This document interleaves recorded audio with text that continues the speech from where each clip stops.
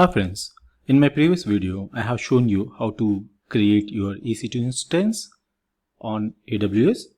Now we are going to configure the IaaS on that same EC2 instance.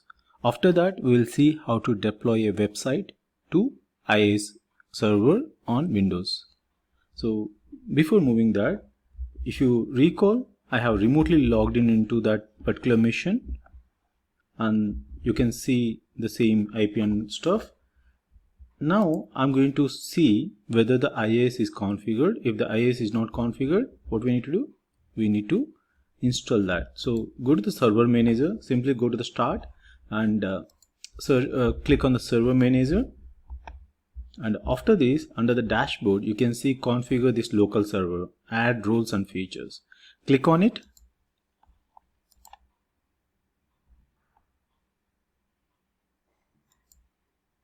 So after clicking on it, you will see this screen. Before you begin, just read about that.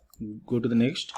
Select role-based feature, role-based or feature-based installation. Next. And just go with select a server from the server pool. Next. Now, here you need to select IaaS. So IaaS is used to deploy your .NET based web applications. You can also use Nginx server to deploy your .NET based applications, like especially the .NET Core based applications on the Linux. But I'm going to go with the IaaS here. So add features. Next. So just check what are the frameworks you need to install on this particular machine. So I'm just going to enable ASP.NET 4.7.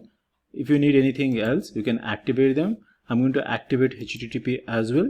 If you need messaging queues, RTCP or any FTP kind of protocols need to be enabled on this, you can go ahead and do that.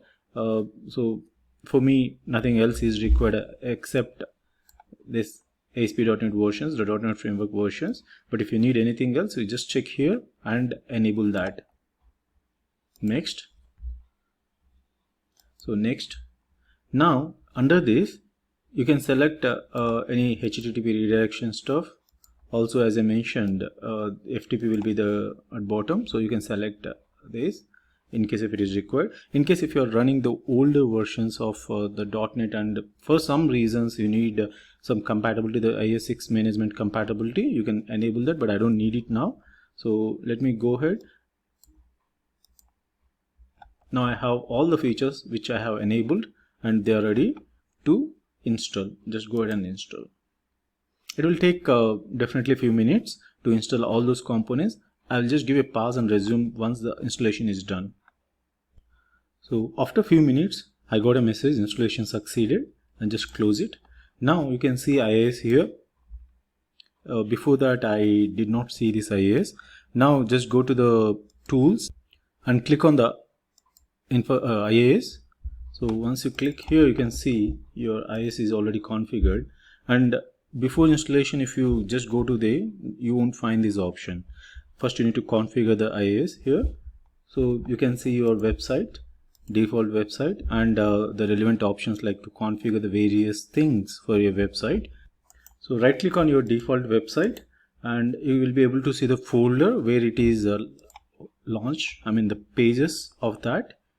And if you want to launch that, simply go to the manage website and browse it. In case if you want to just stop or restart your website, you can do it from here, manage website. Under that you can see these options.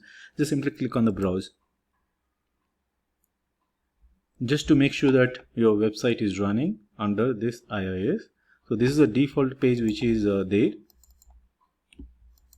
This is a default page which is configured under the IaaS.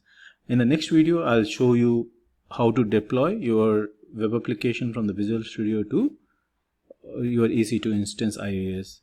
Thanks for watching my videos.